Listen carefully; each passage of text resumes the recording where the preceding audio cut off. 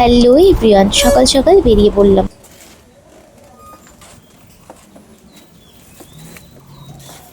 উনি হেসে দিল একটুখানি।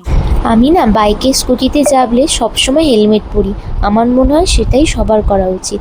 আজ ছিল আমার কাছাকাছি লোকেশনের শ্যুট, রশিদপুর সঙ্গীতা আদকদির ক্লাস ডেমনস্ট্রেশনে।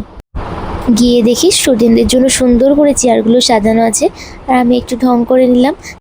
তারপর কচুরি আর ঘুগনি দিয়ে টিফিনটা সেরে নিলাম।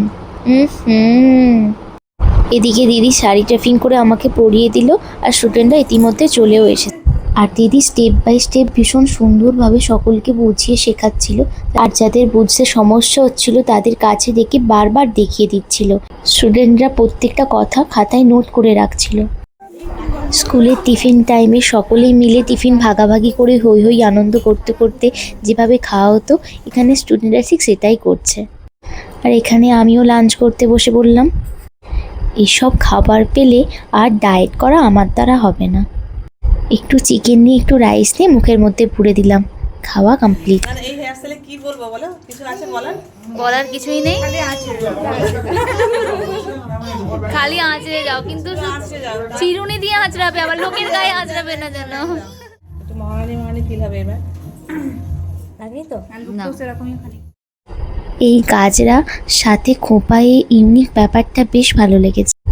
এদিকে ফুল লুক কমপ্লিট, আর এদিকে সবাই আমার সাথে ছবি তুলতেই থাকছে। তাই সবাইকে চুপ করে বসিয়ে দিয়ে আমি ছুটে চলে গেলাম। আরে আরে হচ্ছেটা কি? এদিকে শুইয়ে দেওয়া হচ্ছে, এদিকে ধূপ বাতি সব জ্বেলে দেওয়া হয়েছে। ফাইনালি দিদির সাথে একটা রিলস করে শ্যুটটা কমপ্লিট করলাম। দাঁড়াও এখানেই শেষ না। তারপর চলে গেলাম আমাদের ক্যাফে ফায়ার এক্সপ্রেস। ওখানে গিয়ে রাহুলদা দিশিদাদির সাথে দেখা হয়ে গেল, ওদের সাথে একটু কথা বলে নিলাম। দোকানে বেশ ভালোই ভিড় ছিল। গিয়ে দেখলাম আমাদের এখন অফারে যে 499-এর কম্বোটা চলছে, সেটার একটা অর্ডার ছিল, সেটা রেডি করা হলো।